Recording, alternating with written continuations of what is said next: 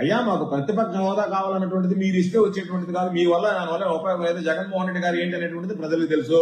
జగన్మోహన్ రెడ్డి గారిని ముఖ్యమంత్రిగా అనుభవించినటువంటి వ్యక్తి, ముఖ్యమంత్రిగా పరిపాలించినటువంటి వ్యక్తి, ప్రతిపక్ష స్థానాన్ని కోరుకోవాలంటే కాకపోతే సమయం వస్తుంది కాబట్టి, ప్రజల సమస్యల గురించి మాట్లాడేటువంటి అవకాశం వెసులుబాటు ఉంటుంది కాబట్టి మీరు అసెంబ్లీలో ప్రతిపక్ష హోదా ఇస్తే తప్ప, లేకపోతే సాధారణ శాసనసభ్యుడిగా మీరు ఆయన నిలబడంగానే మైకులు కట్ చేస్తే, ప్రతిపక్షంలో ఉన్నప్పుడే దిక్కులేదు మీరు ఉన్నప్పుడు గతంలో, అటువంటిది మీరు మైకులు కట్ చేస్తే ప్రజల సమస్యల గురించి మాట్లాడేటువంటి అవకాశం వెసులుబాటు లేనప్పుడు అటువంటి అసెంబ్లీకి రావాల్సినటువంటి అవసరం ఉంది. అసలు అసెంబ్లీ చూసిన తర్వాత ప్రజలే అంటున్నారు ఇది అసెంబ్లీనా అని చెప్పి అసహించుకుని యావగించుకునేటువంటి పరిస్థితి ఏర్పడింది.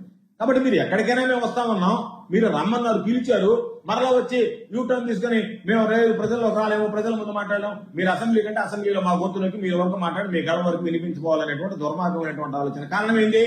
మీరు చేసింది ఏమి లేదు కాబట్టి, చెప్పుకోలేరు కాబట్టి ఈరోజు మీరు ఆ స్థాయికి దిగజారిపోయారు. మేము అందుకే అచ్చెన్నాయుడు విసిరినటువంటి సవాలుని మరింత లోతుగా చూసాం.